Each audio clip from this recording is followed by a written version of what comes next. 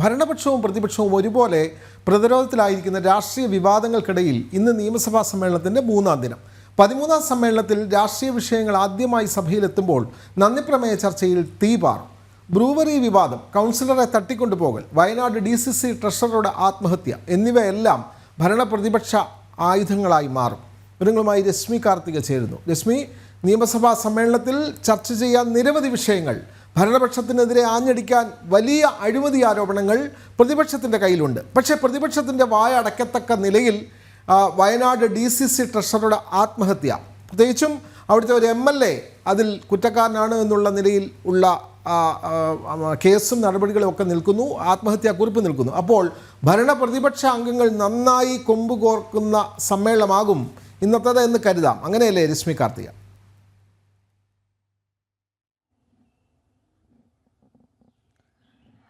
അതേ വിനോദ്, അങ്ങനെ തന്നെയാണ്. ഭരണപക്ഷവും പ്രതിപക്ഷവും ഏതാണ്ട് നിരവധി വിവാദങ്ങൾക്കിടയിൽപ്പെട്ട് കിടക്കുന്ന ഒരു സാഹചര്യത്തിലാണ് 13-ാം നിയമസഭാ സമ്മേളനം പുരോഗമിക്കുന്നത്.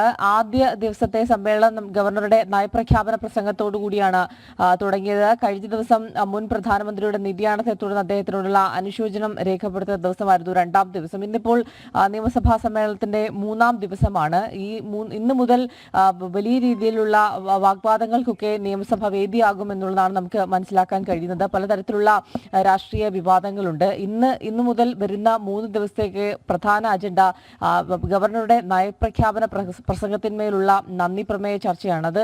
ഈ വരുന്ന 3 ദിവസങ്ങളിലായിരിക്കും. പ്രധാനമായും ഭരണപക്ഷത്തിനെതിരെ പ്രതിപക്ഷം ഉന്നയിച്ചുകൊണ്ടിരിക്കുന്നത് പാലക്കാടുള്ള ഈ മദ്യനിർമ്മാണശാലയ്ക്ക് അനുമതി നൽകിയതുമായിട്ടുള്ള വിഷയമാണ്. ഇതിൽ മദ്യനയത്തിൽ മാറ്റം വരുത്തിയും സ്വകാര്യ കമ്പനിയെ വഴിവിട്ട് സഹായിക്കാനുള്ള നീക്കം ഭരണപക്ഷത്തിന്റെ ഭാഗത്ത്, CPM ഭാഗത്തുനിന്നുണ്ടായത്, സർക്കാരിന്റെ ഭാഗത്തുനിന്നുണ്ടായത്, ഇത് പ്രധാനമായും പ്രതിപക്ഷം ഉയർത്തിക്കൊണ്ട് വരും. മാത്രമല്ല, ഈ കൂത്താട്ടുകുളത്തെ CPM തന്നെ കൗൺസിലറെ പാർട്ടി തന്നെ തട്ടിക്കൊണ്ടുപോയ സംഭവം, ഇതൊക്കെ തന്നെ പ്രതിപക്ഷം മുന്നോട്ട് വയ്ക്കുമെന്നുള്ളതാണ്. അതേസമയം പ്രതിപക്ഷത്തിനെതിരെ ഭരണപക്ഷം ഉന്നയിക്കുന്ന പ്രധാനമായും DCC ട്രഷററുടെ ആത്മഹത്യയാണ്. അതിൽ കോൺഗ്രസ് നേതാക്കൾ തന്നെ പ്രതികളാണ്. അതുകൊണ്ട് തന്നെ ആ വിഷയമായിരിക്കും ഇത്തരത്തിൽ പ്രതിരോധിക്കുന്നതിന് വേണ്ടി ഭരണപക്ഷം ഉയർത്തിക്കൊണ്ടുവരിക. ഏതായാലും വലിയ രീതിയിലുള്ള വാഗ്വാദങ്ങൾ സഭാ സമ്മേളനത്തിൽ ഉണ്ടാകുമെന്നുള്ള കാര്യത്തിൽ, വരും ദിവസങ്ങൾ ഉണ്ടാകുമെന്നുള്ള കാര്യത്തിൽ സംശയമൊന്നുമില്ല. ഏതായാലും ഇന്നു മുതൽ 3 ദിവസം ഗവർണറുടെ നയപ്രഖ്യാപന പ്രസംഗത്തിന്മേലുള്ള നന്ദി പ്രമേയ ചർച്ചയാണ് പ്രധാന അജണ്ട.